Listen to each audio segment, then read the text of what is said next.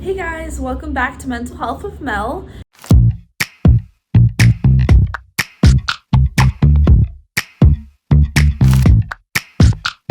And today I'm gonna try and do my makeup in just the phone camera and talk to you guys a little bit about my therapy session, but also just because I wanted to share this information with you guys. For starters, everything in Peru is going great, so that's good. Obviously, I've been here for a while and my routine's off balance, like I said in my last video, but besides that, everything's pretty much going well. But I have realized that I'm over emotional sometimes, and I talked to my therapist about this yesterday. You know, just like if something bothers you, you'll start crying, or if someone asks you if you're okay, you'll start crying, which they're normal conversations to have, but for some reason, emotionally, like I just can't handle them. So I've had this conversation with my therapist before, but I wanted to have it again, just because I am now experiencing a lot more emotions than normal, just because I'm in a relationship and I'm letting people in more. I talked to my therapist and he said that it's completely normal. Oh, that's a lot of foundation. Okay, guess we're going for full coverage. But he said it's completely normal. I've blocked it off for so many years. Wow, this is a lot of foundation. He said it was completely normal because I had been blocking off my emotions, blocking off people. If I would get upset with someone or we get into an argument, I'd kind of just either pretend it didn't happen, or I would just avoid that person until I either felt like I wanted to try and rekindle that friendship, or I just wouldn't talk to that person again, because I just felt like I didn't want to have these struggles or these feelings. I didn't want to have issues with anyone, and honestly, I think it was also like I just didn't feel like it was worth the hassle of going through an argument or a disagreement, mostly if I didn't feel like there was really anything to talk about, because nothing would change, or because that's just how our personalities are. So now I'm in a relationship, so obviously if there's a disagreement or something, I obviously want to figure out what to do and talk it out, because it's my partner in life, right? It's my person. If we, there's a language barrier, so if we have a discussion and maybe something's taken the wrong way, or we didn't understand what the other person was saying, and it can be frustrating, instead of just being like normal and dealing with it, I start crying. And then, so I thought that was like really abnormal.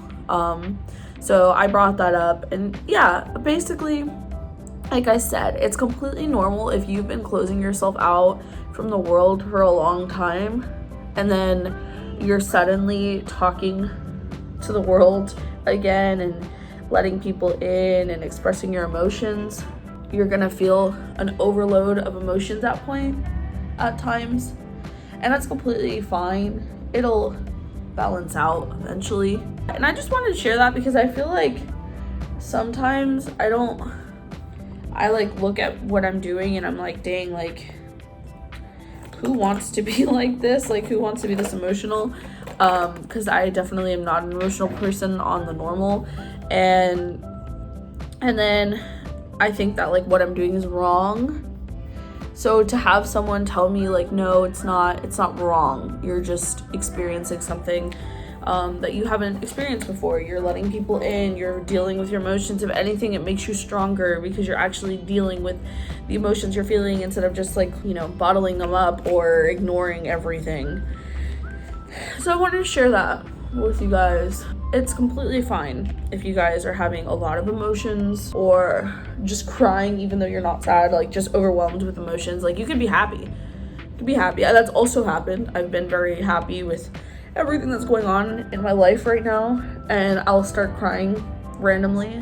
Obviously I would say like if this is going on and you're seeing a therapist or a psychologist, I would bring this up to them because if you're taking medication could also be a side effect of your medication. So I would bring it up just in case, but for the most part, it seems to be completely normal for someone that's been closed off. And then another thing that we talked about that I thought was cool was volunteering. I have a friend, Michael, who holds a group for like NAMI, like people with mental health disorders, and he holds like a group, and we go like once a month and just like hang out and play games. And so we were talking about that, and my therapist was saying that like, there are other groups that NAMI holds, so if that's something that you would like to do, to like be a part of a group that's like more focused on like your mental health disorder, you could also join like a support group, like an AA meeting. So I thought that was cool. Then we talked about the idea of like me volunteering with NAMI or just any organization, because I make these videos because I like helping people. I like making people feel like there's others that understand what they're going through. And so because of that, he said that maybe it would be a good idea to start volunteering, because it might, fill something, give me fulfillment in that field, even though that's not something that I necessarily want to work in, just because I have my own mental health disorders, and I just feel like I probably couldn't detach from like other people's issues or traumas. So I couldn't probably work in it, but I could volunteer in it, and that wouldn't be an issue for me. So we talked about that, and I told him like I would love to do that. I had like reached out to my friend about getting a number to volunteer, but I can't. Like, I physically can't call the number. I physically can't go. I just feel like it's, I don't know, how do I explain it? Like, it's just, I'm afraid, I guess, of getting out there and being by myself and like meeting new people and volunteering and working through my social and just regular anxieties. And so I just haven't been able to do it. And he told me that it was completely normal, that he thinks like in a couple more months I should be fine. Like, it's not going to take that long for me to get like myself together. And because like right now he says that we're hitting on like things that like are really the reason why I'm in therapy. So he said that I should be good in a bit to start like actually being able to do things that would make me feel uncomfortable normally. So hopefully that works out, because I would love to volunteer.